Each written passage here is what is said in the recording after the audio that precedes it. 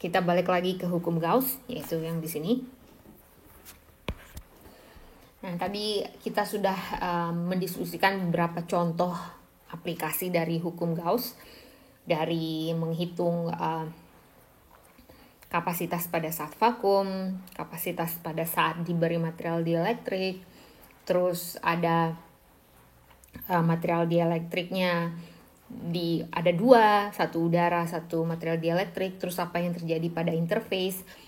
Nah, sekarang apa yang terjadi kalau kita punya 3 daerah di sini, seperti yang gambar ini, ya. Jadi kita naik lagi, kasusnya dibikin lebih sulit lagi, atau apa yang terjadi jika medan listriknya tidak tegak lurus dari permukaan Gauss.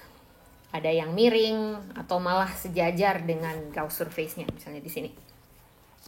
Untuk kasus yang 2 ini ya,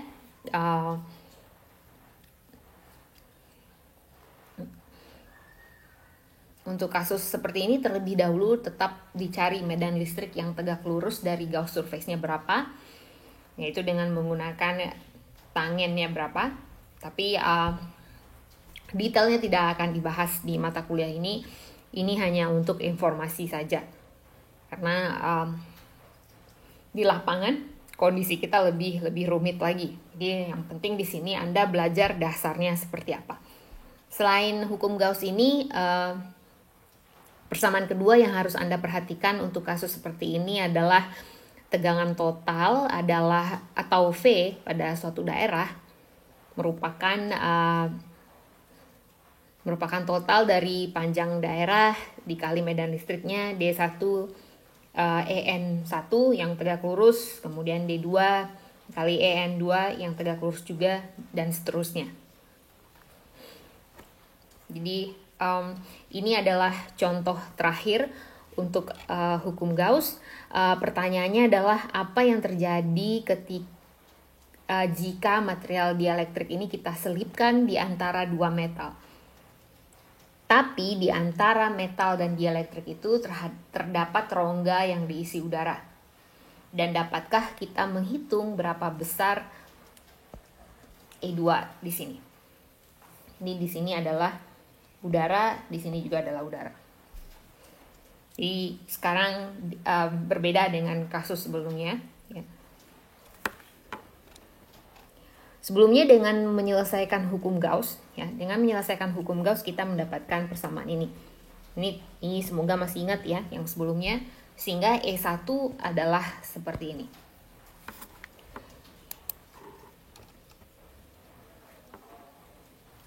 Tapi sekarang kita tidak bisa menghitung nilai E1 dan E2 karena salah satunya tidak diketahui. Ya, karena kita nggak tahu E1 dan E2. Berbeda dengan kasus sebelumnya di mana E1-nya bisa dipakai diartikan sebagai V per D, ya, voltase dibagi panjangnya D.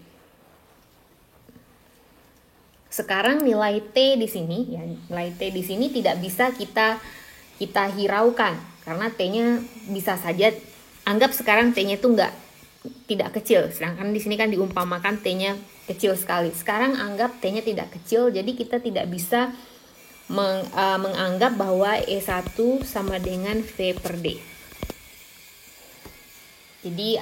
Jadi ini tidak bisa dianggap seperti ini, maka kita harus selesaikan satu persatu. Jadi kita harus menggunakan persamaan V yang tadi sebelumnya kita bahas. Yang sebelumnya ditunjukkan di slide sebelumnya.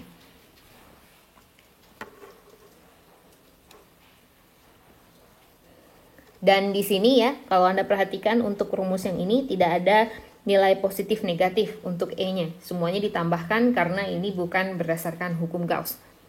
Kalau yang di sini kan E-nya ada positif dan negatif karena dia pakai hukum Gauss nuruninnya. Sedangkan ini bukan hukum Gauss. Yang kedua ini. Jadi semuanya ditambahkan. Terus untuk D1 adalah D kurang T ya. Untuk D1 adalah D kurang T, lalu Anda masukkan ke sini ya. Sedangkan untuk D2 adalah T. Jika kita masukkan nilai E1 dari hukum Gauss ke persamaan ini ya, maka akan dapat nilai E2 dengan persamaan sebagai berikut. Jadi kalau Anda masukkan nilai yang di sini, yang E1 sebelumnya, ke persamaan yang kita dapatkan dari ini adalah 1 dan 2, maka akan didapatkan nilai E2 sebagai berikut. Nah dari persamaan E2 ini Anda bisa, ini kan diketahui semuanya, jadi Anda bisa menemukan nilai E2, dari nilai E2 Anda bisa menghitung nilai E1 dengan persamaan yang menggunakan hukum Gauss tadi. Nah sekarang pertanyaannya adalah T sangat-sangat kecil dari D, ya. T sangat-sangat kecil dari D, ya apa yang terjadi kalau T-nya sangat tipis?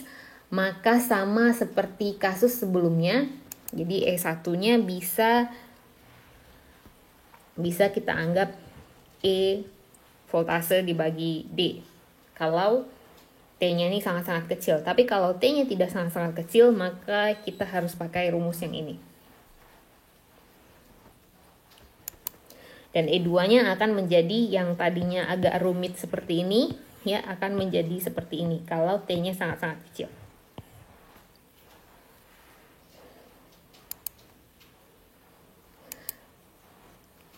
Tapi di sini Anda bisa melihat kebalikan dari kasus sebelumnya. Kalau kasus sebelumnya ada lubang udara di antara material dielektrik, sedangkan ini adalah material dielektrik di antara udara. Udaranya lebih banyak daripada material dielektriknya. Jadi itulah kebalikannya dengan kasus yang sebelumnya.